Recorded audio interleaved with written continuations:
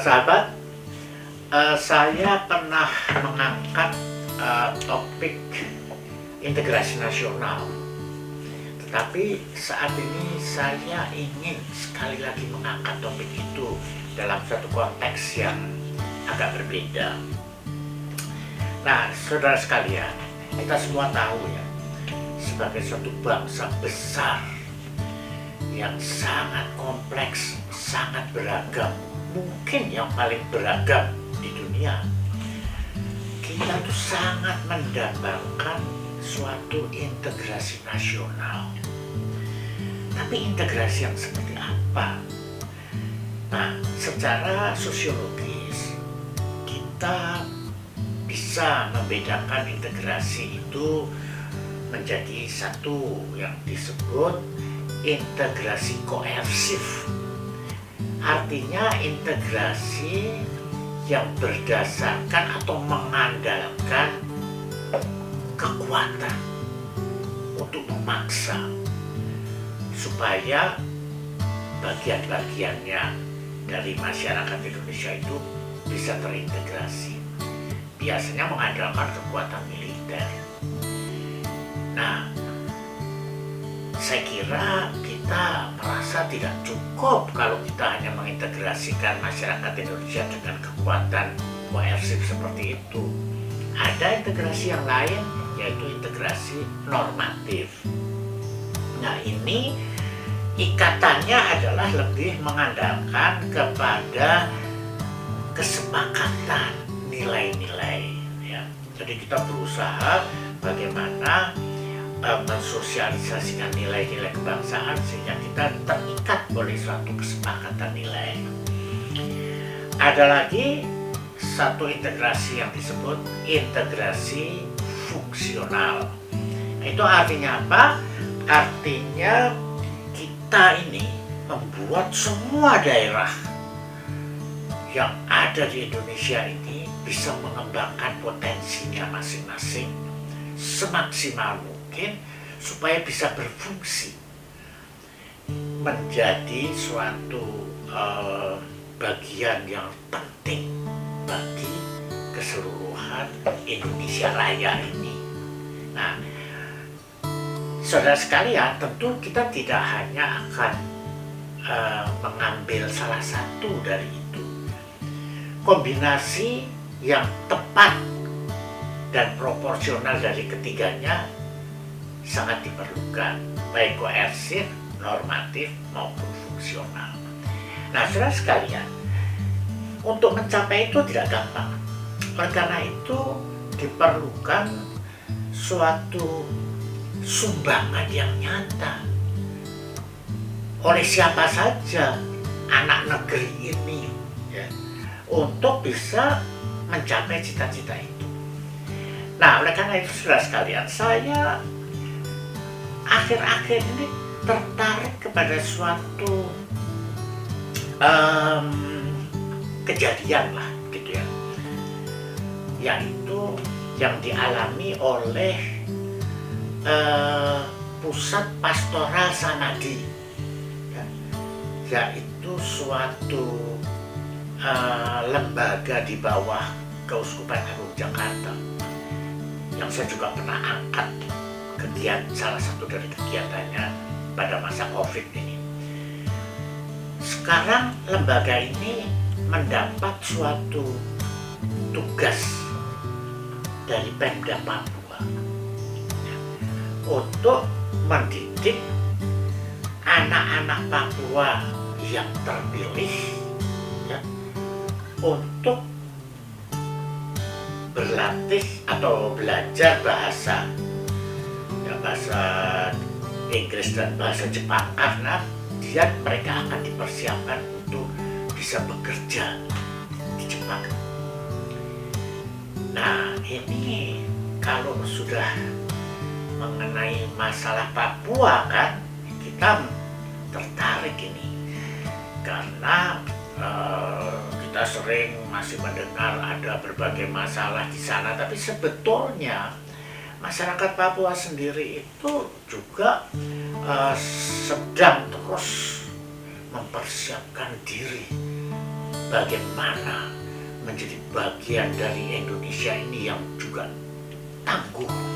Oleh karena itu, samadhi, saudara sekalian, menerima pekerjaan ini.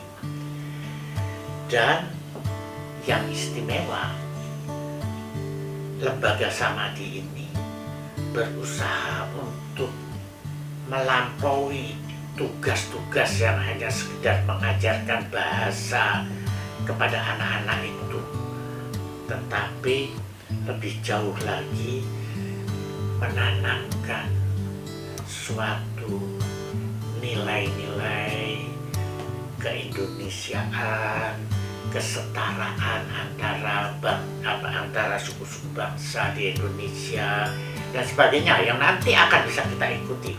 Nah, ini adalah suatu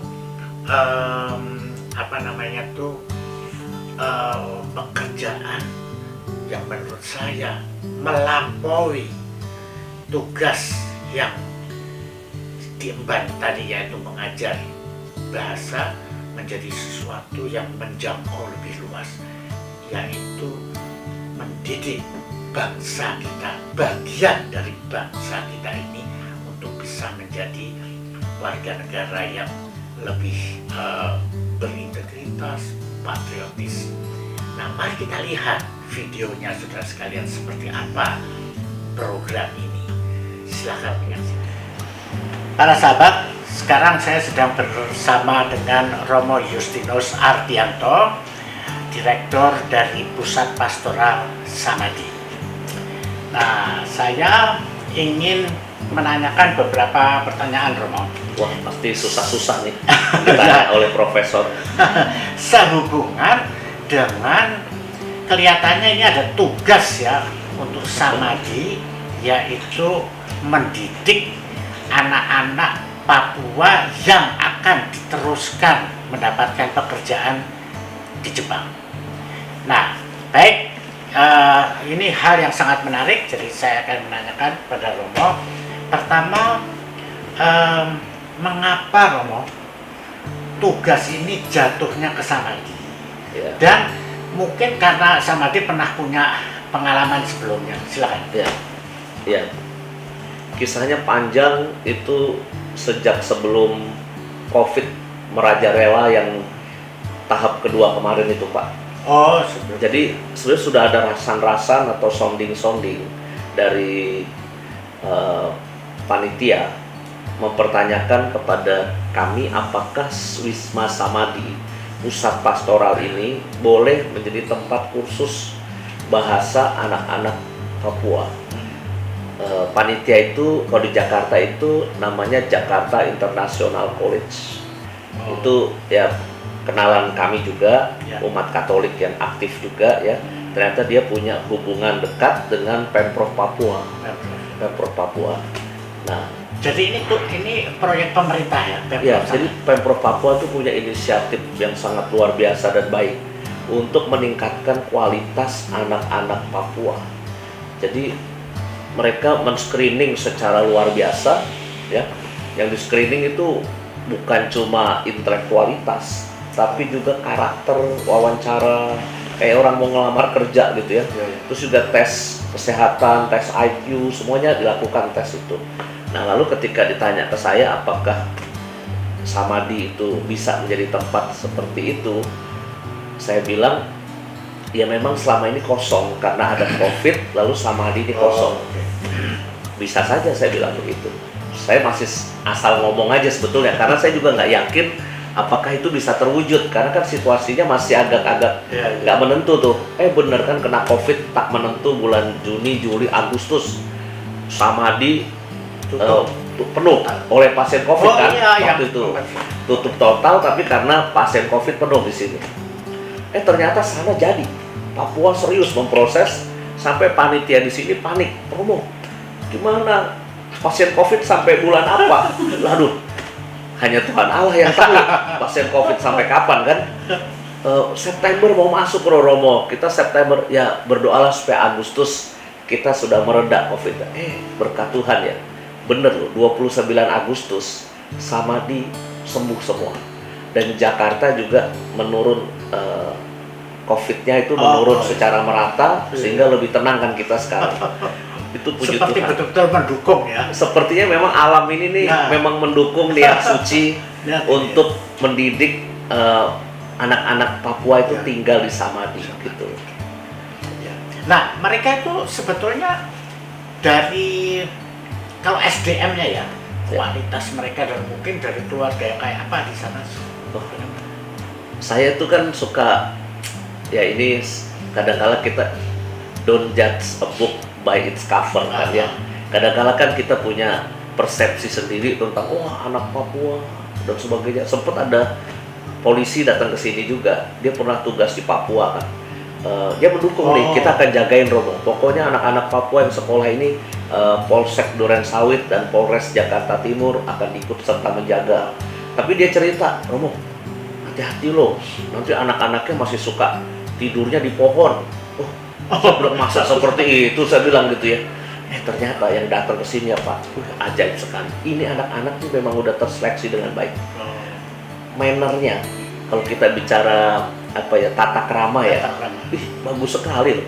Ini seperti anak-anak sekolah Katolik yang sering retret sama saya. Selamat pagi Romo, selamat siang Bapak gitu ya. Mereka otomatis orang nggak kenal lewat pun disapa. Bahasa Inggrisnya ini bagus loh, bahkan lebih bagus daripada teman saya Romo Romanus yang disekolahkan di luar negeri ya. Lebih bagus anak Papua. Padahal Romo Romanus disekolahkan di Manila, di sekolah bahasa Inggris. Ini bercanda aja ya Pak Paulus ya, saya suka ngeledekin teman saya untuk mengatakan bahwa anak ini nggak main-main. Kalau nyanyi dan nari dan ekspresinya udah nggak usah ditanya, mereka juara. Tapi kelihatan dikasih tugas apapun dan hidupnya tertib. Di sini tuh saya bikin kayak, di sini kan suasananya kan pembinaan calon Romo, ya, sehingga calon Romo itu punya ekstra ya, punya waktu kan, jam sekian ini, jam sekian belajar, doa pagi, makan, belajar, sore olahraga, lalu malam kerjakan tugas, PR, doa malam. Itu dibikin ritme begitu. Jalannya bagus loh Pak. Kalau kita pikir kalau anak-anak muda Jakarta diginin aja, malah belum tentu siap loh. Tapi ini anak-anak ini bisa sekolah juga, nggak pada bolos, nggak pada males-malesan tidur gitu, rajin. Nah, itu berarti satu tanda-tanda yang baik ya, bahwa proyek-proyek seperti ini dalam tanda petik ini untuk masa depan itu sebetulnya harus lebih banyak ya. Asal jatuh di tangan yang tepat Pak. Maksud saya yang memikirkan anak-anak ini dengan hati yang tulus, keseriusan, sehingga lalu nggak cuma asal menjalankan program gitu, sayang gitu. Dan yang penerima proyek ini juga tidak sekedar menjalankan proyek ya. Saya bahagia sekali Pak menerima mereka tuh seperti apa ya? Seperti mendapat tugas negara dari Pak Jokowi.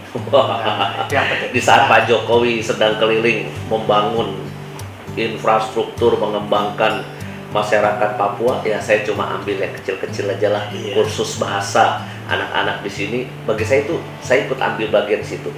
Justru itu secara sosiologis ya, kita bangsa Indonesia kan sedang bergulat nih untuk integrasi nasional yang sebenarnya ya. Jangan cuma integrasi karena ada kekuatan yang memaksa, tetapi integrasi yang seperti budayanya itu menjadi sama. Nah, bagaimana wawasan-wawasan seperti itu diberikan pada saat pendidikan? Itu yang ketika saya mau menerima ini kan saya minta izin harus minta izin dong kepada atasan saya, ya kan. Walaupun saya di sini jabatannya pimpinan, tapi di atas langit selalu ada langit. Kalau kata pendekar kungfu itu, di atas langit selalu ada langit. Saya tanya langit di atas saya, yaitu Bapak Kardinal, Bapak Uskup Ignatius Kardinal Suharyo. Dan Bapak Uskup kita ini kan sangat serius dan sangat punya intensi, visi, bahkan arah dasar keuskupan kita 5 tahun ke depan itu cuma 2 kata kuncinya, peduli dan cinta tanah air. Cuma 2 itu.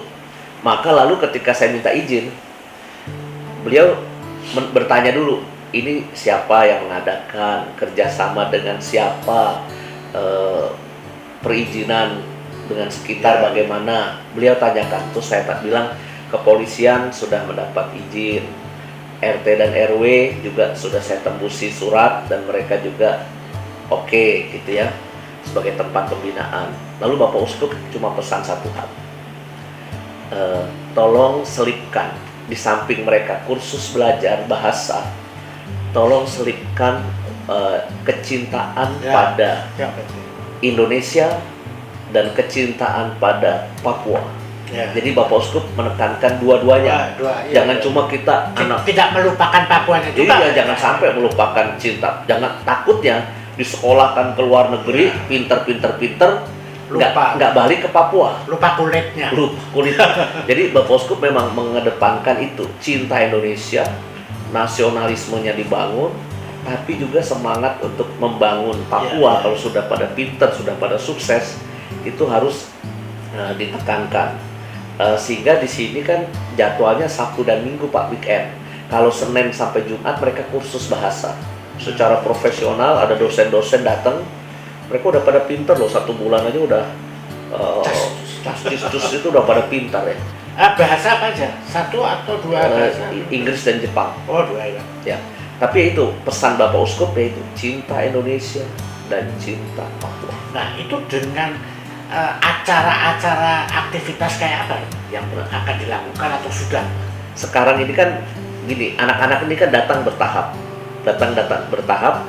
Gelombang pertama datang 55 orang, terus tambah 15 jadi 70-an orang. Sekarang sudah komplit 85. Audisinya udah selesai. Karena di sana juga dites kesehatan dulu, nunggu vaksin dulu katanya. Jadi kalau belum divaksin belum bisa terbang juga atau mereka. Jadi setelah mereka dapat, mereka baru bisa terbang. Nah, jadi program resmi yang kita memberi wawasan tambahan itu baru berjalan minggu depan. Tapi kemarin-kemarin lewat acara-acara di sini ya, entah malam minggu saya ajak nonton film misalnya. Ya, nonton filmnya juga tentang anak-anak Indonesia yang berjuang untuk mencintai keragaman perbedaan-perbedaan. Jadi nonton filmnya pun dalam rangka itu. Terus juga kita ajak acara bersama ketika 5 Oktober hari berdirinya TNI. Saya undang bersama Romo Yosbintoro yang TNI itu. Jadi mengundang semua matra, semua angkatan, lalu mereka nyanyi bersama lagu-lagu Indonesia dan itu. Jadi dalam acara konteksnya itu memang konteksnya acara opera komedi samadi, tapi kan itu acara hiburan. Jangan dibikin suasana seminar. Kalau dibikin suasana seminar, anak-anak ini bisa kurang semangat kan. Tapi kalau diisi acaranya nyanyi dan nari bersama TNI, lalu mereka bersama-sama menyanyikan lagu-lagu nasionalisme Indonesia, itu yang tanpa sadar sebetulnya kita ingin terus menanamkan nilai-nilai itu. Baru nanti program-program ke depan, entah itu ada bela negara, kita undang tokoh-tokoh tertentu, terus kita juga ada kunjungan-kunjungan. Misalnya kita lihat, yang paling gampang lihat Taman Mini dulu lah. Itu karena lihat Indonesia. Lihat Indonesia dulu, Indonesia tuh ada ini, inilah kekayaan Indonesia. You Papua ada di sini, you berharga sekali, dan sekarang kita ingin bersama-sama menjadi Indonesia. Mungkin lihat museum-museum kebangsaan yang lain, ya. Siapa tahu saya ajak ke Istana Negara nanti. Memang kan istilahnya itu mereka tuh harus mendapatkan perjumpaan sosial, nanti dengan kelompok-kelompok yang lain, kelompok sekolah-sekolah lain. Rencana saya mau saya ajak ketemu dengan sekolah internasional di Jakarta ini, yang mereka juga bisa pakai bahasa Inggris ngomong bersama. Ya, saya lagi cari yang bahasa Jepang, mana yang berbahasa Jepang di Jakarta ini ada nggak? Supaya mereka berkomunikasi seperti itu. Artinya perjumpaan itu penting. Betul kata Bapak. Karena itu untuk mempersatukan bangsa sebesar ini, kalau tidak betul-betul berjumpa ya. Berjumpa itu berarti juga meeting of the mind ya. Pikirannya juga bisa berjumpa.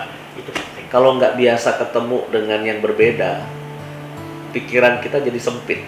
Kalau dalam pikiran, dalam ide saya. Jadi saya juga kalau nggak ketemu dengan orang yang berbeda agama, berbeda ilmu, berbeda latar belakang budaya, maka saya jadi sempit. Tapi kalau saya ketemu dengan orang yang lebih pinter dari agama lain, dari budaya lain, dari mungkin bisnis ataupun ilmu-ilmu lain, oh iya ini ada ilmu begini, oh ini ada budaya. Jadi saya juga wawasannya kebuka, dan saya harap juga anak-anak ini nanti begitu.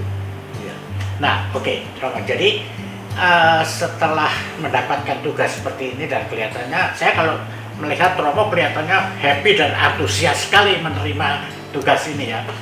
Kira-kira apa yang Romo yang diharapkan oleh Romo sementara ini ya, mengharapkan apa nih? Ya. Dari awal ya saya tuh sebenarnya sudah punya, ketika tanda-tandanya mau jadi anak-anak ini tinggal di sini, saya tuh punya banyak mimpi dari awal. Saya akan menemani mereka selama setahun. Di samping mereka mendapat ilmu dari dosen-dosennya yang khusus bahasa di sana, saya akan menemani mereka mempunyai ilmu-ilmu kehidupan. Betul. Ya. Yang mungkin di luar kelas mereka nggak bisa dapatkan itu. Hal-hal yang sederhana, latihan ngomong, public speaking misalnya, ya. Lalu juga misalnya masak, bagaimana mereka diajarin masakan-masakan Indonesia, ya. Supaya kalau mereka kemanapun ya, mereka mandiri juga. Juga sekarang perkembangan yang ada, dunia digital, ya. Oke, mereka pegang handphone sekarang, tapi kan mungkin ada hal lain di balik sosial media yang begitu hebat itu.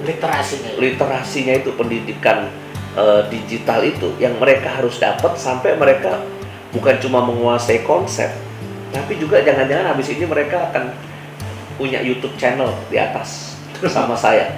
Bikin YouTube channel, saya bikinin studio. Sekarang saya lagi bikin studio di atas. Ini bisa buat anak Papua, bisa buat frater, bisa buat Komisi Kepemudaan Kuskupan Agung Jakarta. Itu pokoknya mau saya ajarin sampai mereka bukan tahu menikmati doang nonton YouTube, tapi you harus bikin.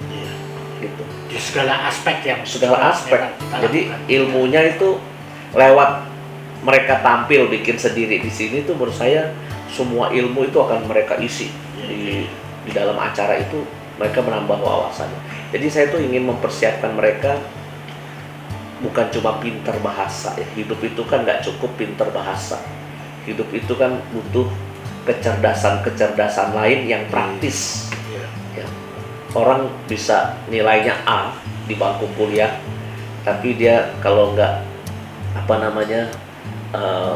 di lapangan berhadapan dengan kenyataan, berhadapan dengan tantangan yang berat, mereka nggak bisa, problem solvingnya nggak bagus, Pak, nggak sukses. Social skill ya. Social skill. Oke, baik.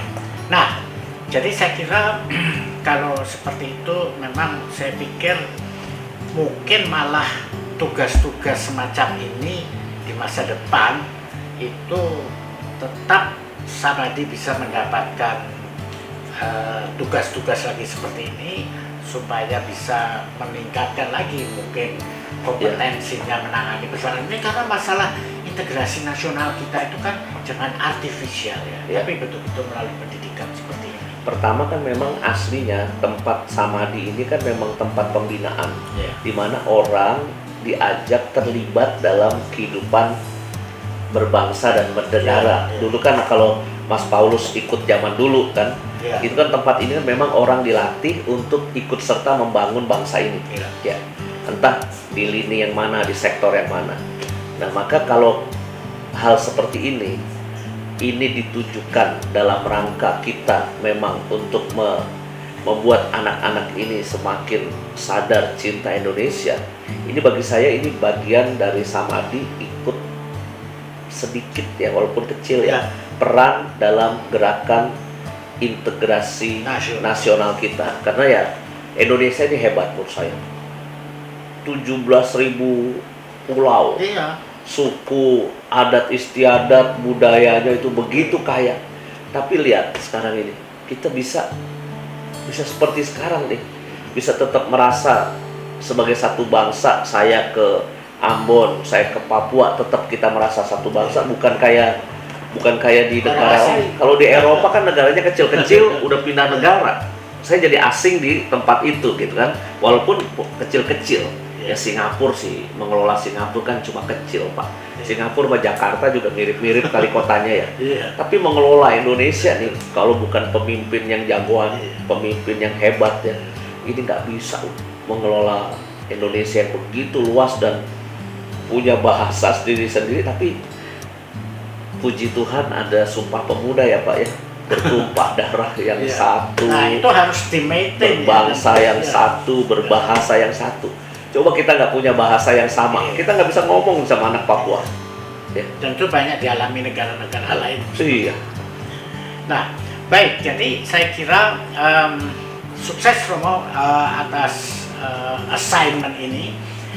Semoga nanti kita bisa melihat setelah proses ini satu hasil yang nanti coba akan kita lihat tadi Iya. seperti apa. Itu 1 tahun ya Romo ya? Ya 1 tahun, dan jangan lupa anak ini kan umurnya masih 19 tahunan. Jadi mereka masih panjang. Jadi mereka harus studi dulu, dikirim lagi. Mudah-mudahan nanti matangnya kita akan ketemu leader-leader, pemimpin-pemimpin dari Papua. Kalau nggak salah sekarang kan sudah ada duta besar dari Papua ya, Ibu siapa itu ya, untuk negara mana itu saya baca. Jadi sudah ada. Jadi Pak Presiden Jokowi juga sudah mengangkat tuh untuk duta besar aja dari putri Papua.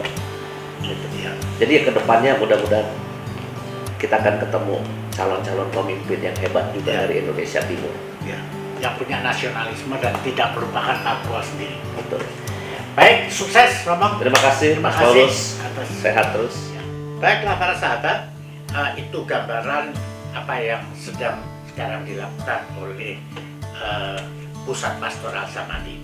Nah, jadi jelas itu adalah suatu pekerjaan yang dilakukan melampaui tugas yang ada, yaitu menjangkau lebih luas untuk mencapai sesuatu yang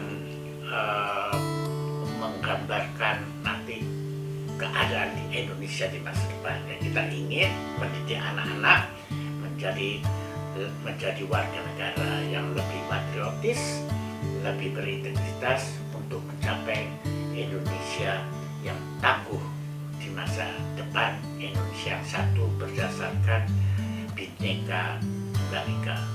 Terima kasih atas perhatian kita.